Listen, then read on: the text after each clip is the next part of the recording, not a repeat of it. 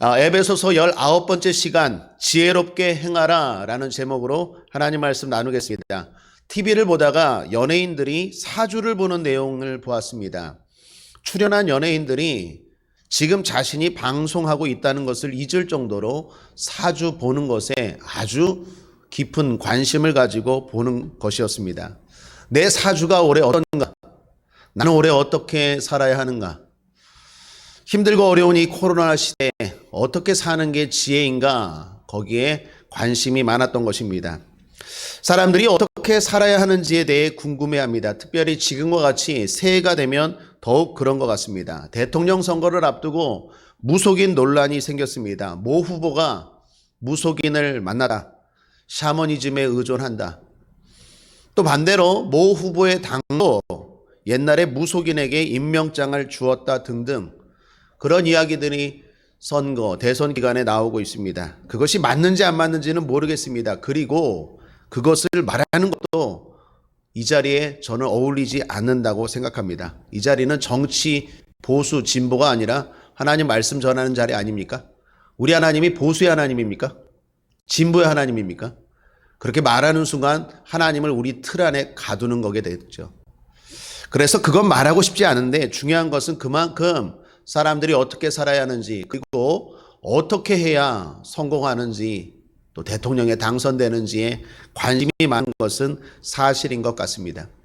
서점가에 가보았습니다. 어떻게 살아야 하는가에 대한 책을 살펴봤는데 여전히 많은 책들이 나와 있었습니다. 철학자들에게 묻고 또는 역술인들에게 묻고 또는 유명한 교수님에게 물어보고 그분들이 이렇게 살아야 한다, 이렇게 사는 게 지혜로운 거다, 이렇게 사는 게 좋다라고 답해주는 책들이 많이 나왔습니다. 이런 책도 보았습니다. 제목이 하버드 지혜 수업이라는 제목의 책인데 최근에 출간된 책이었습니다. 내용은 하버드 대학교를 나온 성공한 사람들이 말해주는 조언을 담은 책이었습니다. 후기란에 이런 설명도 있었습니다. 어떻게 살아야 할지 막막할 때 힘이 되어주는 책. 이런 책들이 대단히 지금도 많이 팔리고 있었습니다. 무슨 말입니까? 사람들이 그만큼 어떻게 살아야 하는지에 대해 관심이 많다라는 거겠죠. 그런데 항상 정답은 성경에 있습니다. 믿습니까? 인생의 정답은 성경에 있습니다. 특별히 오늘 우리가 읽은 말씀도 이에 대해 우리에게 말해주고 있다라는 것입니다. 오늘 본문은 우리가 나누고 있는 에베소서 본문은 우리가 알다시피 구원받은 성도가 어떻게 살아야 하는지에 대해 계속 말씀하고 있는 장면 아닙니까? 그런데 오늘 본문은 구성이 어떻게 살아야 하는지 질문하고 대답하고 또 질문하고 대답하고 그렇게 본문이 계속 이어지고 있습니다. 오늘 말씀을 통해서 어떻게 살아야 되는지 지혜를 얻고 그렇게 또한 살 수 있는 저와 여러분 되기를 주님의 이름으로 먼저 축원합니다. 자, 그럼 본문을 다시 보시죠. 성도 어떻게 살아야 합니까? 15절 함께 읽겠습니다. 시작. 그런즉 너희가 어떻게 행할 것을 자세히 주의하여 지혜 없는 자같이 말고 오직 지혜 있는 자같이 하여라고 말합니다. 자신의 삶을 살펴보라라고 말합니다. 그렇습니다. 우리의 삶을 늘 살펴봐야 합니다. 오늘 새벽 기도 때 우리 다윗과 압살롬, 그 아들 압살롬을 비교하면서 살펴봤는데 다윗의 지혜는 뭡니까? 늘 어떤 사건을 통해서 자신을 돌아보고 살펴보지 않습니까? 압살롬은 어떻죠? 자신을 살펴보고 깨달음이 없어요. 압살롬에게 세 아들이 있었다고 했죠. 다 죽었어요. 원래는 기념비를 아들들이 세우는 거예요. 자손들이 세워야 하는 거예요. 그런데 압살롬은요, 자식이 없으니까 자기가 기념비를 세웠는데 성경이 뭐라고 말합니까? 한탄하며. 한탄한 말 하고 끝났어요. 고통을 통해서 자식의 죽음을 통해서 우리 아버지 다윗은 어떨까? 또 내가 지금 잘하고 있는 건가? 분명히 깨달을 수 있는 기회가 많았는데 압살롬은 깨닫지 못했어요. 결국 그의 죽음은 허무한 죽음, 약속의 땅 가나안 땅에도 못 묻히고 그 밖에 묻히게 되고 그러한 비참한 최후의 결과를 맞이했다라는 것 나누지 않았습니까? 그러므로 우리는 날마다 자신의 삶을 살펴봐야 하는 줄 믿습니다. 살펴보고 지혜 있게 행하라 라고 말합니다. 여기서 포인트는 행하라입니다. 생각이 아니라 행동입니다. 많은 사람들이 지혜로운 생각을 합니다. 그런데 중요한 건 실천이겠죠. 어떤 의사분에게 물었습니다. 선생님, 어떻게 하면 건강합니까? 의사분이 말합니다. 충분히 잠을 자세요. 규칙적으로 식사하세요. 그리고 적당한 운동하세요. 이 세 가지를 잘 지키면 건강합니다. 너무 대답이 간단하지 않습니까? 문제는 뭐예요? 실천이 안 되잖아요. 아는데 실천이 안 되잖아요. 의사 선생님이 말합니다. 건강은 생각으로 되는 게 아니라 행동으로 됩니다. 여러분, 신앙의 건강도 마찬가지입니다. 지혜로운 생각 좋지만 그 지혜로운 생각대로 행해야 한다라고 말합니다. 오늘 성경 뭐라고 말합니까? 지혜롭게 행하라 라고 말합니다. 자, 그렇다면 다음 질문입니다. 지혜롭게 행하는 것은 구체적으로 무엇입니까? 그게 그 다음 절에 나와요. 16절 함께 읽어보죠. 시작. 세월을 아끼라 때가 악하니라. 세월을 아끼래요. 이거의 직역은 시간을 구출하라라는 뜻입니다. 그것을 의역하면 시간을 선용하라, 시간을 잘 사용하라라는 말입니다. 우리가 뭔가를 아낀다고 말할 때 보통 사용하지 않는 것을 말하는데 여기서는 잘 사용하는 게 아끼는 거다라는 것입니다. 여러분, 시간의 특성이 뭡니까? 가장 중요한 특성은 돌아오지 않는다라는 거 아닙니까? 똑같은 오늘은 다시 돌아오지 않죠. 내일 오전 10시 돌아오지만 오늘 오전 10시와 내일 오전 10시가 똑같습니까? 똑같지 않죠. 그러니까 오늘은 다시는 돌아오지 않아요. 그래서 주어진 시간을 어떻게 사느냐, 그것으로 그냥 끝나버리기 때문에 시간을 잘 사용하는 게 지혜입니다. 지혜로운 민족 하면 유대인들을 꼽는데 유대인들은 아이들이 13세가 되면 성인식을 합니다. 그때 부모님들이 아이들에게 꼭 선물해 주는 것이 있다고 합니다. 그게 뭘까요? 시계, 손목 시계. 왜 손목 시계를 선물하는지는 아시겠죠? 너가 성인이 됐으면 가장 중요한 것, 지혜 중에 지혜, 시간을 잘 사용해라. 시간은 다시 돌아오지 않는다. 그런 의미에서 유대인들은 자기 자녀들에게 손목 시계를 선물해 준다라는 것입니다. 여러분은 지금 1월 19일 오전 시간을 예배로 사용하고 있습니다. 이거 선용입니까? 악용입니까? 선용이죠. 잘 사용하고 있는 줄 믿습니다. 그런데 많은 사람들이 시간을 잘 사용하지 못하고 있습니다. 왜 그럴까요? 오늘 본문에 뭐라고 말합니까? 때가 악하니라. 때가 악하니라. 무슨 말입니까? 우리의 시간을 잘 사용하고 싶은데 그렇게 하지 못하도록 방해하는 악한 세력이 있다라는 것입니다. 우리는 그 세력을 알죠. 마귀죠.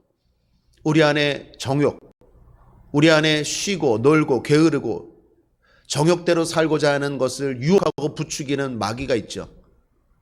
마귀는 마지막 때가 가까울수록 자기의 운명을 알아요. 내가 어떻게 되는지 알아요. 이제 하나님 앞에 영원히 심판받고 이제 멸하게 되는 거 알아요. 그렇기 때문에 한 사람이라도, 한 영혼이라도 더 끌고 가기 위해서 유혹하죠. 그 유혹하는 방법이 뭡니까? 시간을 잘 사용하지 못하게 해요. 그냥 허비하게 만들어요. 그래서 우리는 주의해야 됩니다. 마지막 때가 갈수록 마귀는 우리의 시간을 선용이 아니라 악용, 오용 또는 남용하게 만들 거예요. 자, 그렇다면 다음 질문입니다. 시간을 잘 선용한다는 것은 어떻게 사용하는 것입니까? 17절 그 다음 절에 나오죠. 함께 읽겠습니다. 시작. 그러므로 어리석은 자가 되지 말고 오직 주의 뜻이 무엇인가 이해하라. 우리가 예배드리는 것 선용하는 거라고 말했습니다. 그런데 여러 가지가 있지만 하나님 앞에 시간을 잘 선용한다는 것이 무엇입니까? 오늘 말합니다. 주의 뜻이 무엇인가 이해하고 시간을 사용하라라는 것입니다. 우리가 그림을 그릴 때 색을 칠하죠. 그런데 전체적인 그림을 생각하고 색을 칠하지 않습니까? 인생도 마찬가지예요.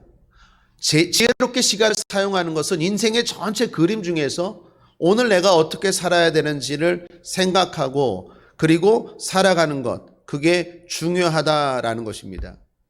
주의 뜻이 있습니다. 사랑하는 여러분, 한번 따라하겠습니다. 나를 향한 하나님의 뜻이 있습니다. 믿습니까? 하나님은 분명한 목적과 뜻이 있습니다. 나를 구원하신 분명한 목적과 뜻이 있어요. 여러분, 사람도 마찬가지죠. 컵을 만듭니다. 이유 없이 만듭니까? 목적을 가지고 만들죠. 물 잘 마시기 위해서 이 컵을 만들죠. 마이크를 사람들이 만듭니다. 왜 만듭니까? 소리가 크게 나가기 위해서 목적을 가지고 만들죠. 하나님이 우리를 만들었어요. 이유 없이 만들었을까요? 손금이 다 달라요.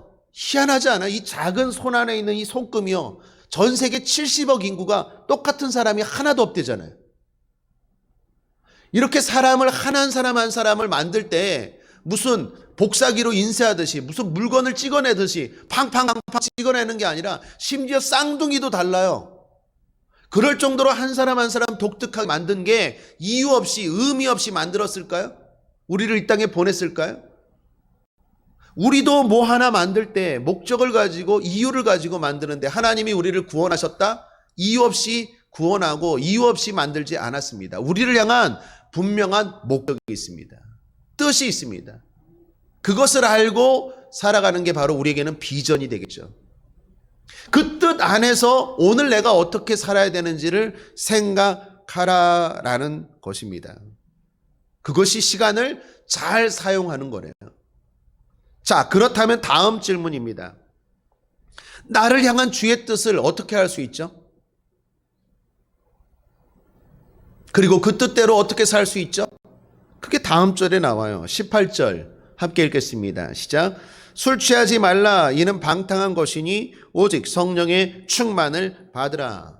그렇습니다. 성령 충만입니다. 성령 충만할 때 나를 향한 하나님의 뜻이 깨달아져요. 아, 하나님이 나 이거 하라고 이렇게 살라고 나를 구원하셨구나. 나를 향한 하나님의 계획하심이 이거였구나 라는 게 깨달아지는 거예요. 깨달아질 뿐만 아니라 그 깨달음대로 살 수 있는 힘을 성령이 주시는 줄 믿습니다. 성령은 깨닫게 하시는 영이요, 또한 내가 깨달은 대로 살 수 있도록 가능케 하시는 영이에요. 우리의 힘으로 안 되죠. 우리의 능력으로 안 되죠. 우리의 의지로 안 되죠. 그러나 성령 충만하면 깨달을 뿐만 아니라 그것대로 살 수 있도록 성령이 도우시는 줄 믿습니다.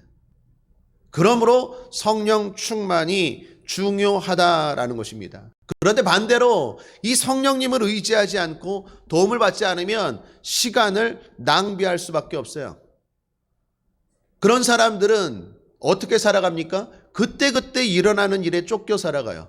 그때그때 일어나는 일에 감정대로 살아간다라는 것입니다. 그 결과 술 취한 삶을 살아가요.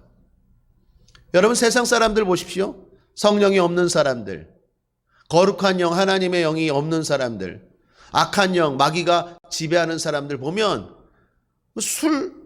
술에 취해 살죠. 헛된 것에 취해 살죠. 꼭 술만이 아니라.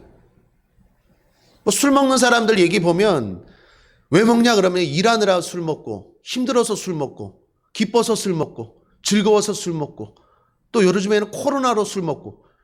그럼 맨날 술이에요. 맨날 술. 노래도 있더라고요. 매일 술이야. 그 술 먹는 게 뭐 힘들 때만 먹으면 되는데 힘들어도 먹고 즐거워도 먹고 오늘은 또 가족이 모였다고 먹고 또 명절이라고 먹고 또 오늘은 할 일 없다고 먹고 코로나 때문에 집에 갇혀 있다고 먹고 그 맨날 술이에요. 성령에 취해 살지 않으면 술에 취해 살아요. 술에 취해서 어떻게 해요? 자꾸 시간을 낭비한다라는 것입니다. 탈무드에 보면 술과 관련된 재미난 이야기가 있습니다. 노아가 하나님이 홍수 심판으로 모든 세계를 물로 잠궜을 때 노아와 노아 가족들만 살아났죠. 그때 노아가 방주에서 나왔습니다. 이제 살아야 되잖아요. 새로운 세상에서. 그래서 나무를 심었대요. 나무를. 그중에 포도나무를 심었는데 마귀가 사탄이 와갖고 4가지 동물을 가지고 그 피를 그 포도나무 거름을 줬대요. 그 4가지 동물이 누구입니까? 양, 그리고 원숭이, 사자. 웃으니까 제가 하나가 생각이 안 나네. 돼지. 양, 원숭이, 사자, 돼지였대요. 그 동물들을 죽여서 그 피를 거름으로 포도나무에 몰래 주고 갔대요. 노아가 나중에 와서 포도나무에 막 포도했어요. 포도주 있잖아요, 술. 그래서 술을 먹었더니요, 술을 조금 먹으니까 어떻게 돼요? 처음에 양처럼 돼. 술 먹으면 사람이 순해지죠. 순해지. 좀 더 먹으면 원숭이처럼 막 이상한 재밌는 행동을 해요. 막 숫기 많은 사람이 갑자기 노래방 가갖고 막 흔들기도 하고 막 뭐 엄마 이러면서 막 친한 척하고 막 평상시엔 말도 잘 못하던 사람이 술 더 먹으면 사자처럼 싸나워져요. 왕 하고 막 싸우죠. 막 길가에서도 막 소리 지르고 싸워요. 술 나중에 더 먹으면 뭐야? 돼지처럼 취해진대요. 탈무드에 나오는 이야기입니다. 맞는 이야기 같아요. 사랑하는 여러분, 성령에 충만하지 않으면 술에 취해 살고, 술에 취해 살면 어떻게 해요? 허비해요. 시간을 낭비한다라는 것입니다. 그렇게 낭비하다가 우리는 마지막 죽음을 맞이하고 주님 심판대 앞에 서게 되겠죠. 히브리서 9장 27절 함께 읽겠습니다. 시작. 한 번 죽는 것은 사람에게 정하신 것이요 그 후에는 심판이 있으리니. 그 후에는 심판이 있으리니. 죽으면 끝나는 게 아닙니다. 그 후가 있어요. 그 후에는 심판이 있습니다. 그래서 오늘 지혜롭게 살아야 돼요. 오늘 낭비하지 않고 허비하지 않고 살 때 우리는 그 심판 앞에서 후회하지 않는 삶을, 후회하지 않는 고백을 할 수 있다라는 것입니다. 그때 가서는 후회해도 돌이킬 수 없습니다. 그걸 보여주는 이야기가 누가복음 16장에 부자와 거지 나사로 이야기 아닙니까? 둘 다 죽었는데 부자는 지옥에 갔고 나사로는 천국에 갔죠. 지옥이 너무 뜨거워요. 부자가 말합니다. 주님, 저기 나사로에게 물 한 방울만 좀 던져달라고 해주세요. 떨어뜨려 달라고 해주세요. 주님 뭐라고 말합니까? 안 된다. 부자가 말합니다. 그러면 우리 가족들이 있는데 이런 지옥이 있는지 모르고 정신없이 살아가는데 내가 좀 가서 한마디 말이라도 해주게 해주세요. 이런 지옥이 있다고. 그래서 꼭 예수 믿으라고.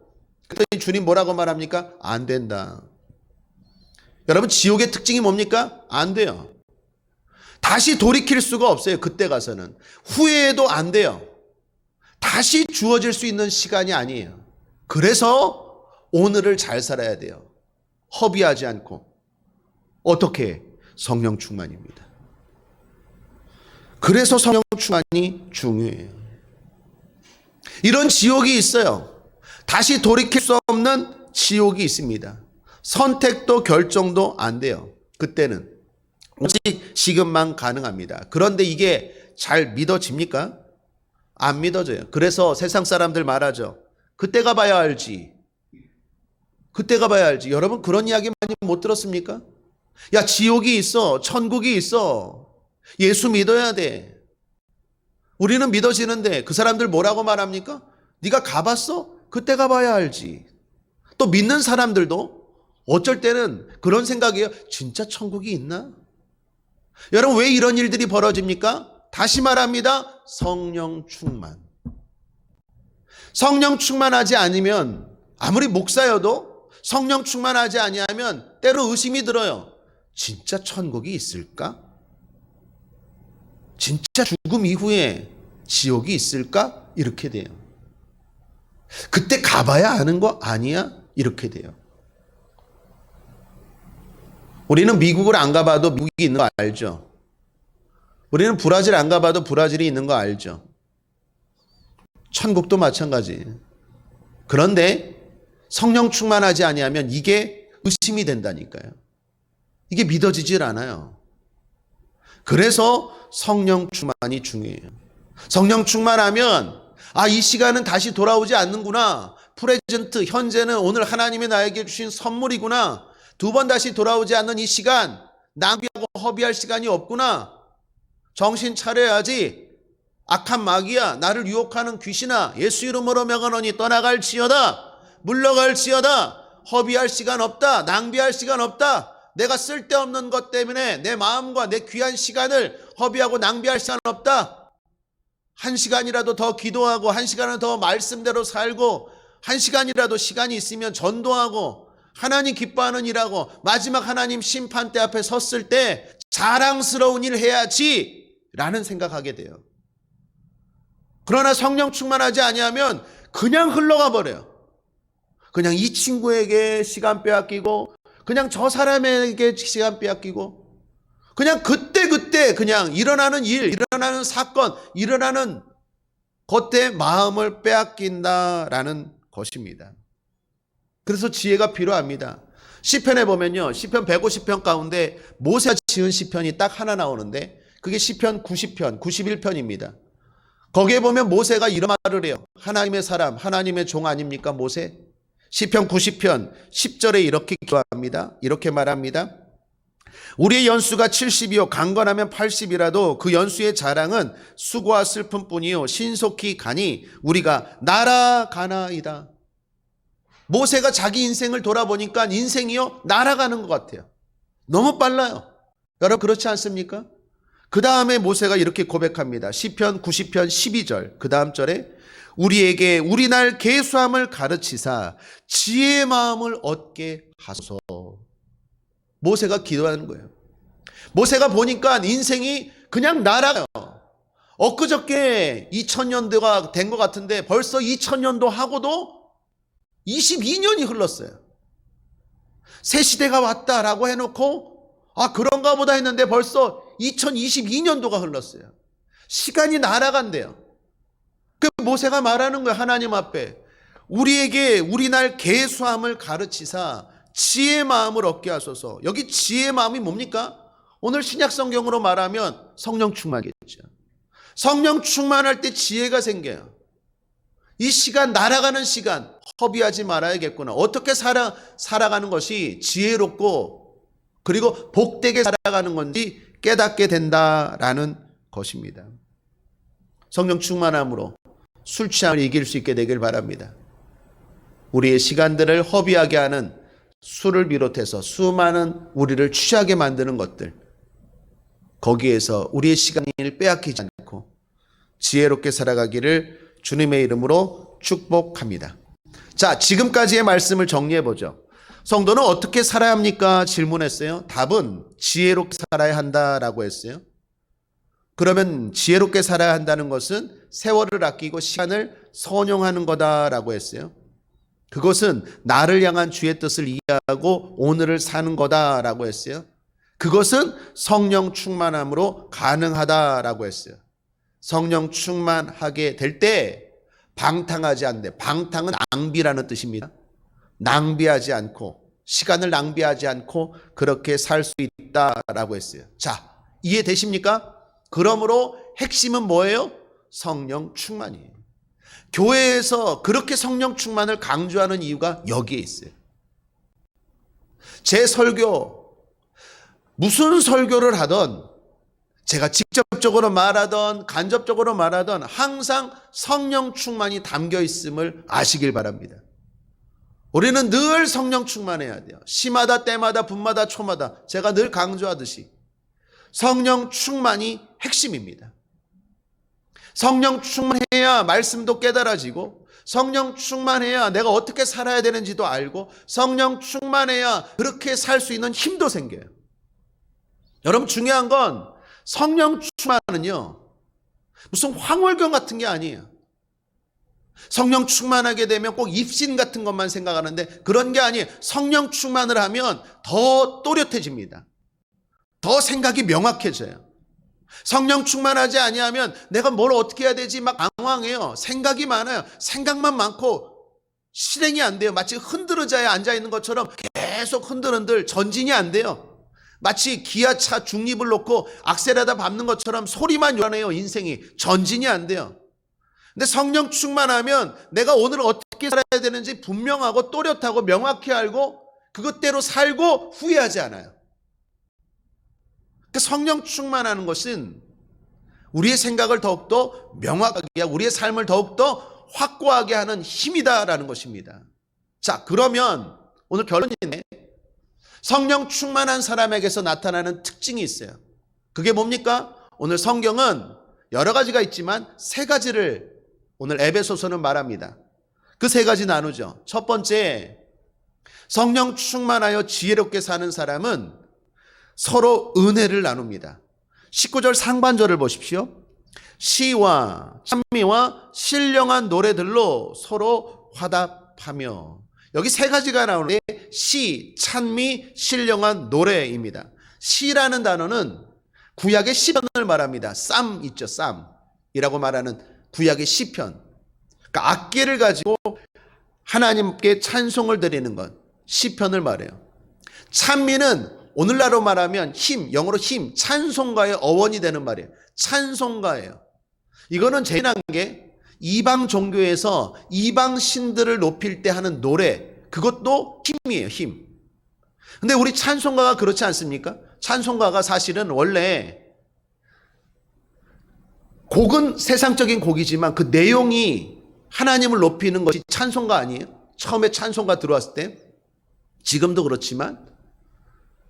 그래서 힘, 시편은 구약적인 배경이 있고요. 여기 찬미, 찬송은 이방적인 배경이 있어요. 그러면 그 다음에 나오는 신령한 노래는 뭘까요? 오늘날로 말하면 복음성가예요, 복음성가. 자, 보십시오. 시, 찬미, 신령한 노래, 시 또는 찬송가 또는 복음성가들로 서로 어떻게 한다고요? 서로 화답하며. 이게 공통점, 세 가지 공통점이 있는데 다 뭡니까? 하나님을 찬송하고 높인다라는 거예요. 그걸로 서로 화답한대요. 은혜 나눈다라는 거예요. 여러분, 찬송이라는 말이 영어로 프레이즈잖아요. 프레이즈는 다른 뜻이 있습니다. 무슨 말이죠? 칭찬하다라는 거예요. 하나님을 칭찬하는 게 찬송인데 그 찬송을 서로 화답한대요. 무슨 말입니까? 하나님이 나에게 이런 일을 하셨어 라고 칭찬하면서 서로 은혜를 나누는 거예요. 은혜. 성령 충만하면 은혜를 나눠요. 하나님이 나에게 이런 일을 하셨어요. 하나님이 나에게 이런 일을 하셨어요. 은혜를 나눠요. 은혜를 나눠요. 성령 충만하면 무당인 나에게 하나님이 이런 일을 하셔서 이렇게 변화되었어요. 하나님이 나에게 이런 일을 행하셨어요. 그래서 치료됐어요. 내 인생이 이렇게 변화되었어요. 성령 충만한 사람의 특징은요, 그 말을 들어보면 항상 은혜를 나눠요. 은혜를. 우리 국제하모니교 성도님들이 날마다 서로 통화할 때 은혜를 나누는 사람들인 줄 믿습니다. 남 흉보는 게 아니라 은혜를 나눠요. 성령 충만하면 서로 화답해요. 서로. 너에게 그런 일이 있었어? 나에게 이런 일이 있었어. 하나님이 함께 하시니까 힘이 나. 하나님 이런 일을 행하셔서 은혜를 나눠요. 옛날에 제 딸이 어렸을 때 배가 아프대요. 하도 뭘 먹어갖고 많이 먹어서 체한 것 같아요. 엄마가 매실을 줬어요. 매실을 먹고 제가 기도를 해줬어요. 배에다 대고, 이 똥배에다 대고 기도해줬어요. 소화될지어다. 될지어다. 기도해줬는데 얘가 저녁 되니까 났어요. 그리고 나서 하는 말, 매실이 최고래. 내가 기도해준 생각도 안 하고. 조금 섭섭하더라고요. 그때 제가 이런 생각했어요. 하나님이 그러겠다. 하나님이 치료해줬는데 전 분명히 내가 볼 때 그 매실 별로 그거 효과도 없거든요. 그 마트 가서 산 매실이에요. 그 부모님이 뭐 담가준 매실도 아니고. 그 효과도 별로 없을 것 같은데 내가 볼 땐 100% 내가 기도해줘서 그 똥배가 들어간 건데 그 매실을 하는데 제가 좀 섭섭하더라고. 그런데 얘가 커갈수록 하나님의 은혜를 알아요. 하나님이 도와주셨어요. 하나님이 하셨어요. 우리 아들도 마찬가지예요.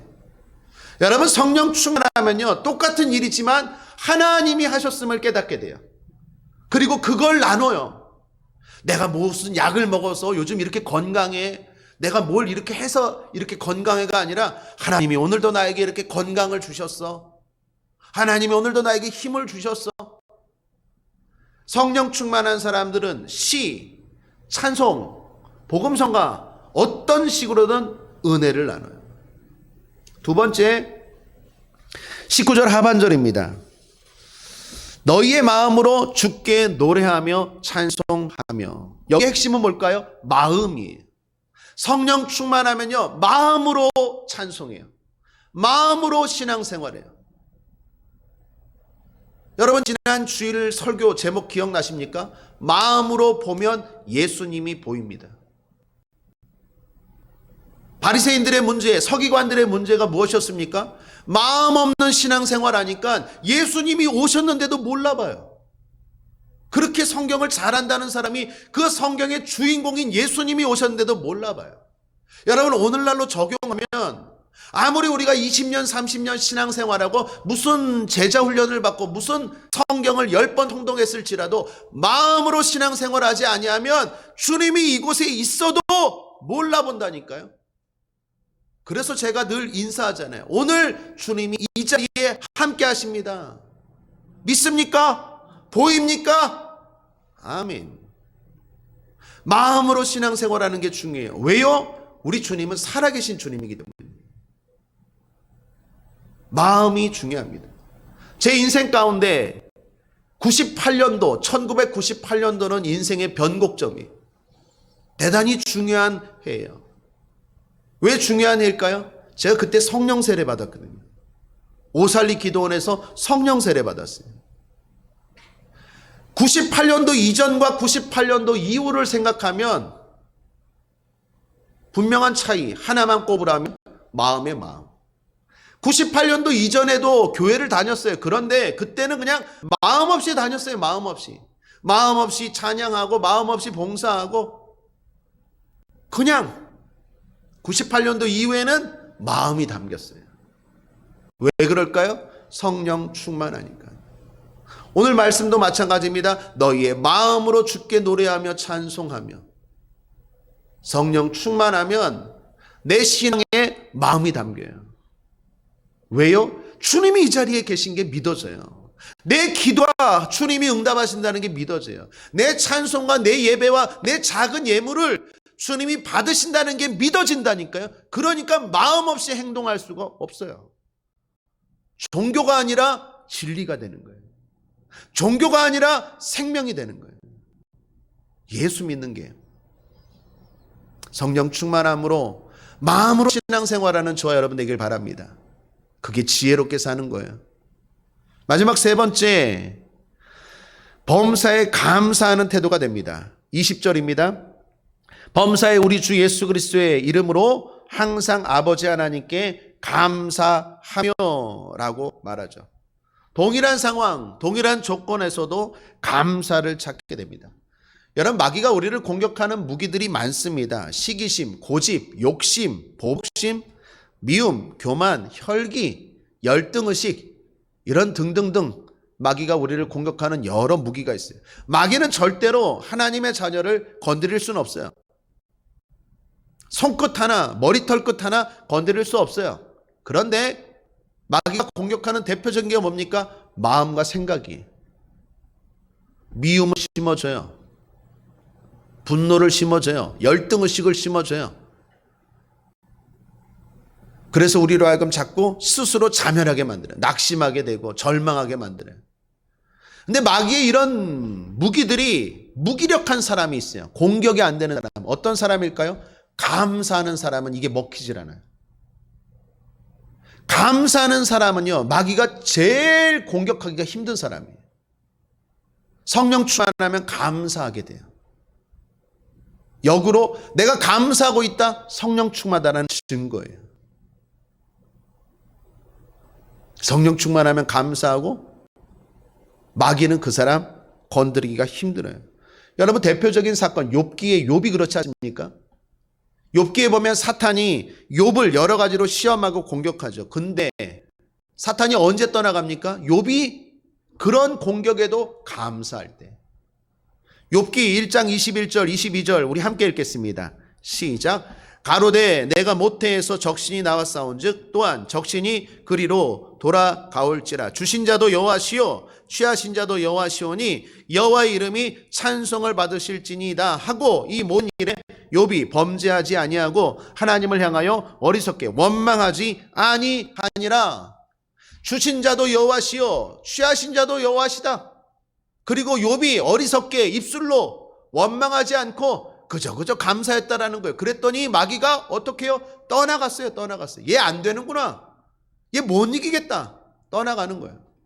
또 그 다음에 2장에도 2장 10절을 보십시오. 함께 읽겠습니다. 시작. 그가 이르되 그의 말이 어리석은 여자 중 하나의 말 같도다. 우리가 하나님께 복을 받았은즉 재앙도 받지 아니하겠느뇨 하고 이 모든 일에 욥이 입술로 범죄치 아니하니라. 사탄이 나중에는 안 되니까 더 심하게 공격했는데 욥의 아내가 넘어갔어요. 욥의 아내를 통해서 부추깁니다. 당신 이래도 힘든데 하나님을 믿는다고, 하나님께 감사한다고. 그랬더니 욥이 어떻게 합니까? 아내는 넘어갔지만 욥은 안 해요.